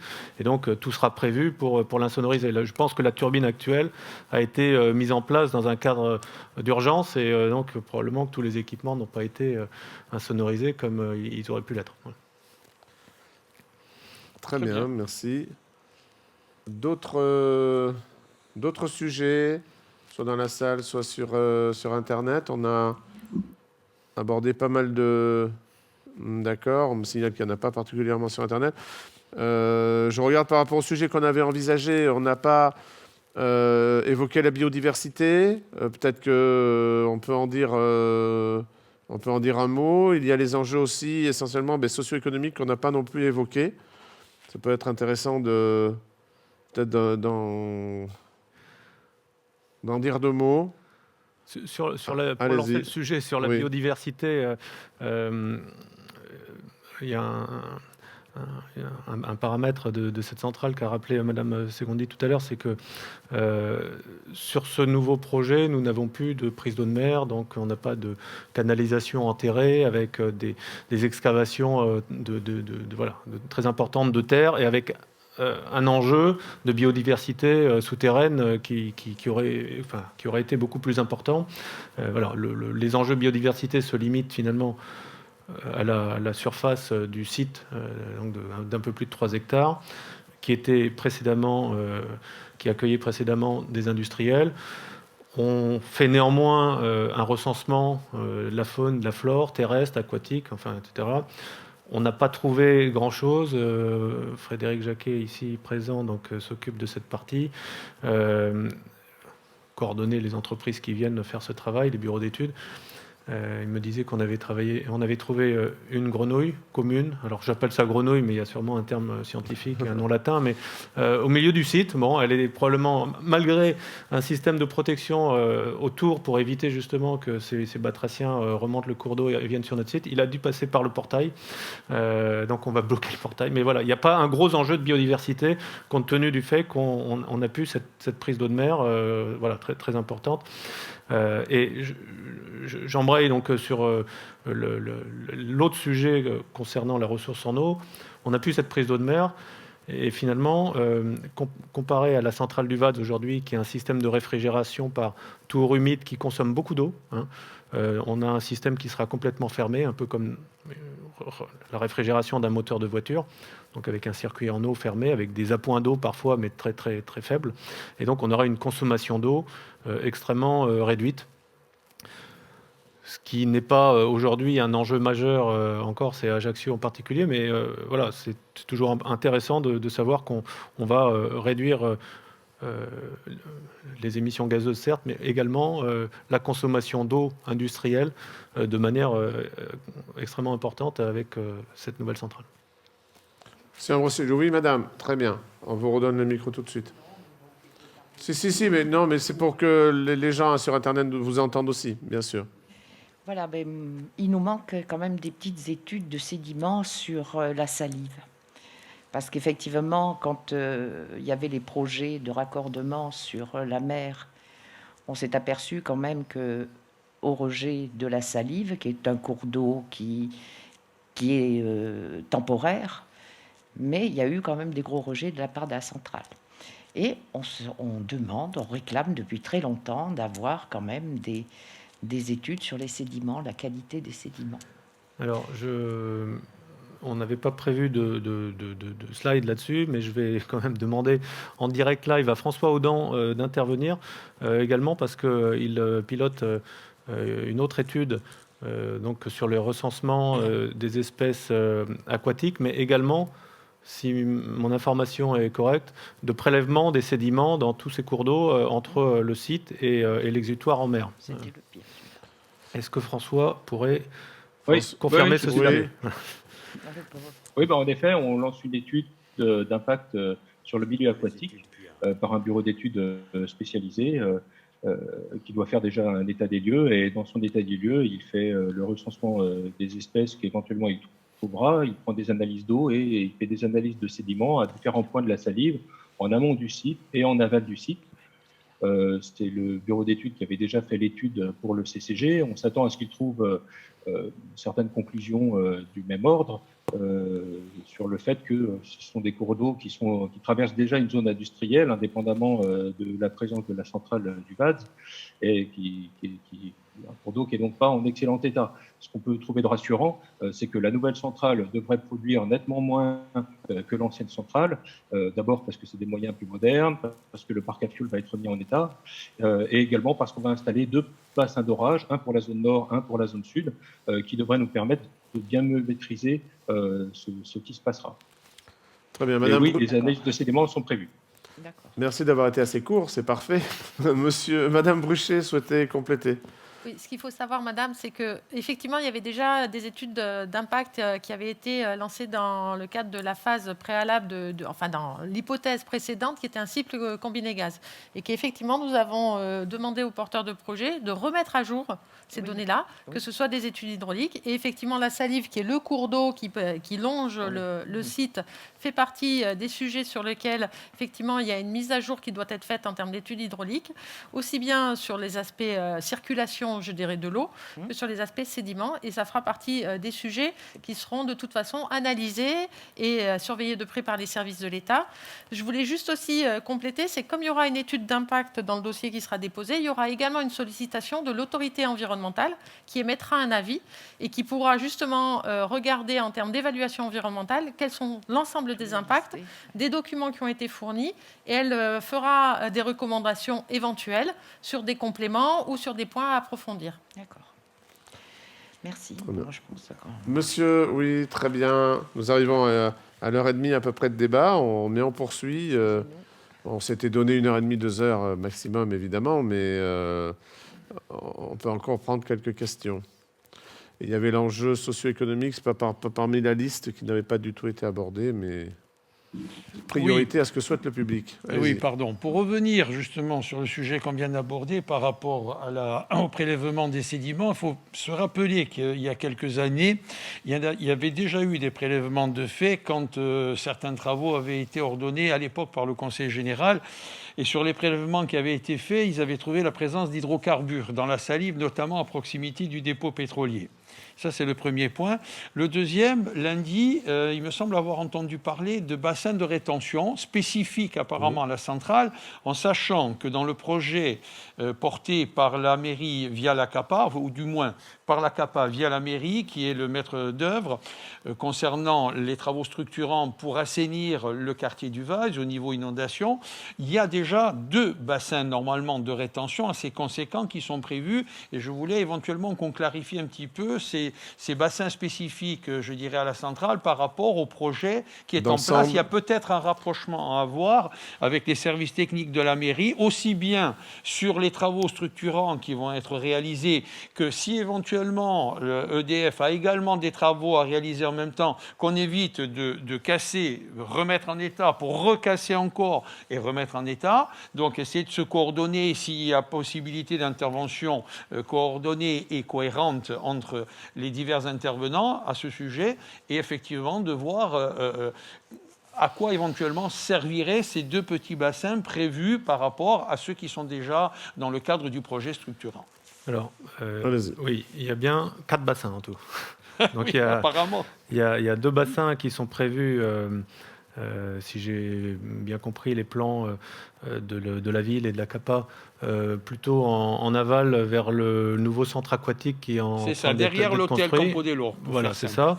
Donc, il se situe à 1,50 m en dessous du site du RICANT. Donc, c'est un sujet qui est traité par les services municipaux et techniques de la CAPA. Mairie, voilà.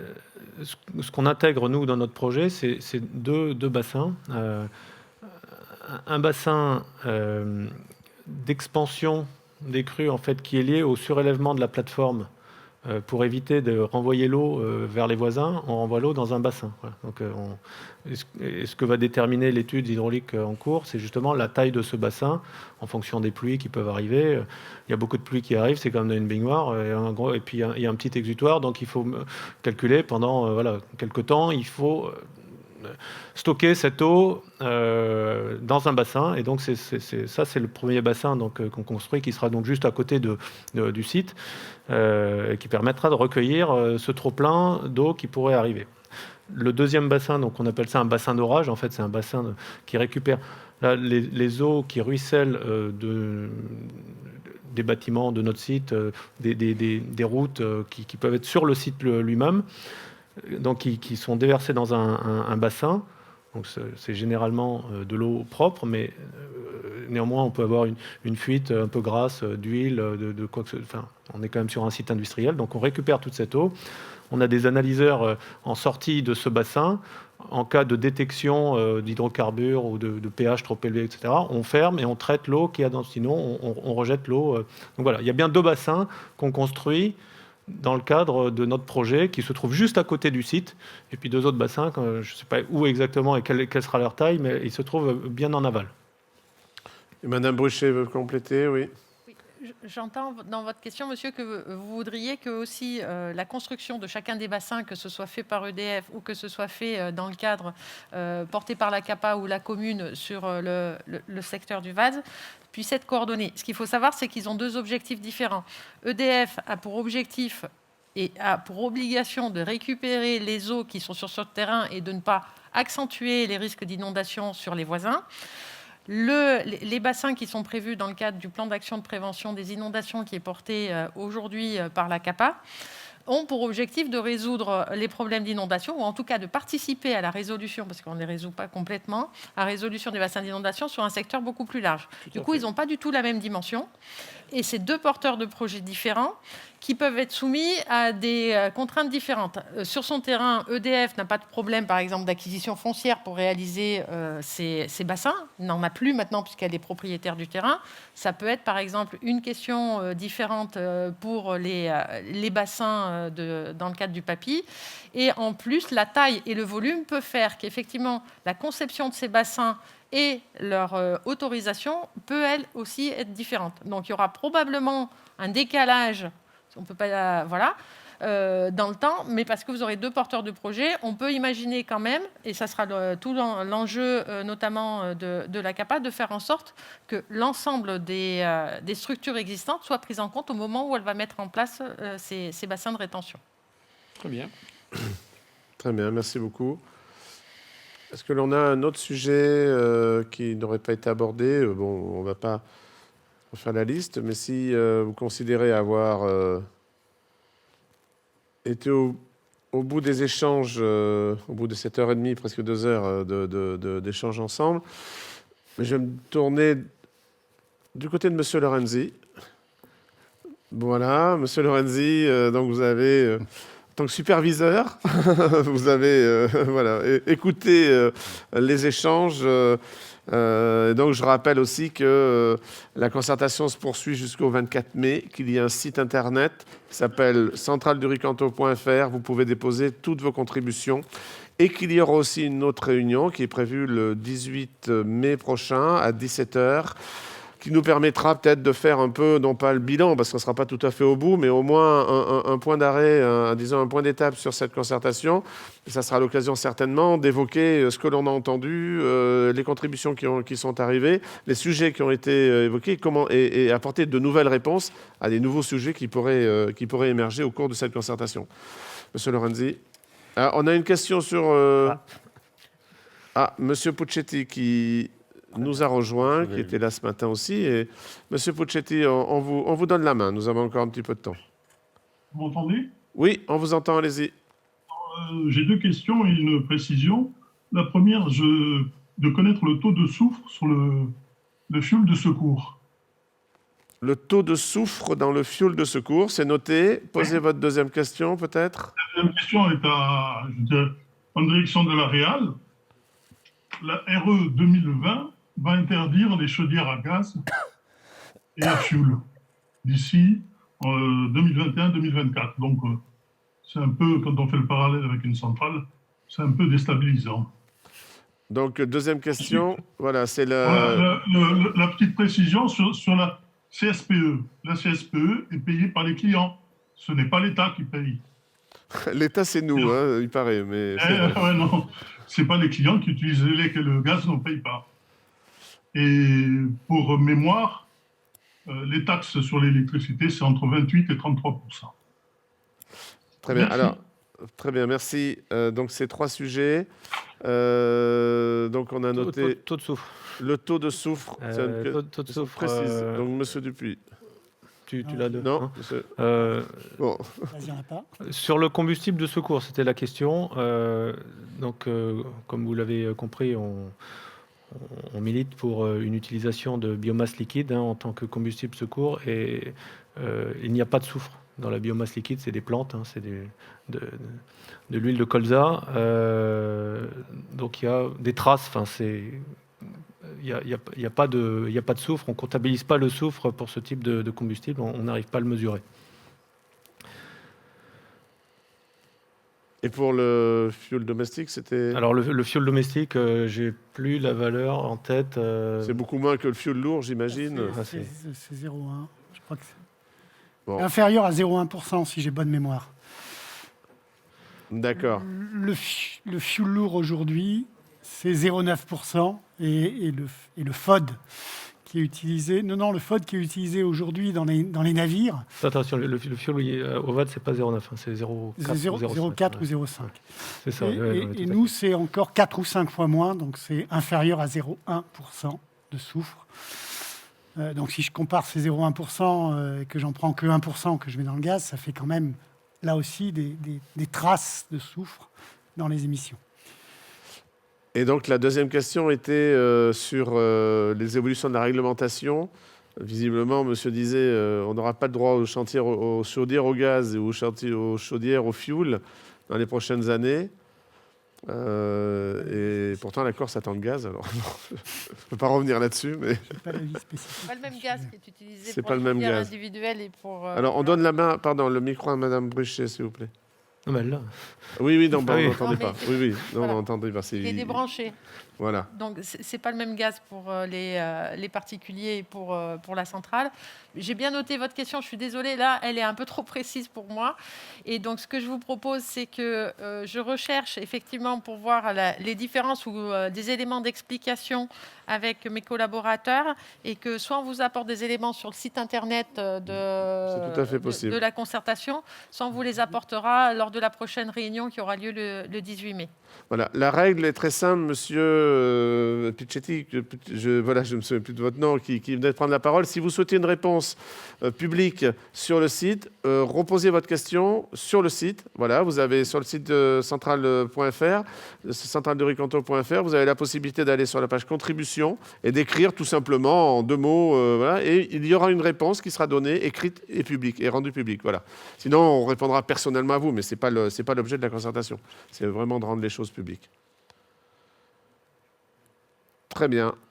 Écoutez, on a essayé d'être le plus concis et précis possible. Monsieur Lorenzi, pour conclure en 2 mots et on libère tout le monde. Eh bien, si tout le monde est satisfait du débat, je le suis aussi. Un élément essentiel, c'est que les réunions que nous avons tenues pendant la semaine feront l'objet d'un compte rendu qui devra être déposé sur le site du projet. Et donc, il sera accessible à tous et publié et diffusé donc. Et de la même façon, comme vient de le rappeler M. Pascal Chausse, toute question qui figurera sur le site jusqu'à la fin de la concertation fera l'objet d'une réponse. Et donc, j'engage chacun et chacune à poser ces questions sur Internet, à ne pas hésiter, de sorte que la totalité des questions qui peuvent se poser soient rendues publiques. Voilà, je pense qu'on a fait le tour de la question. En tout cas pour cet après-midi. Merci à tous. Voilà. Merci. Merci à tous. Au revoir.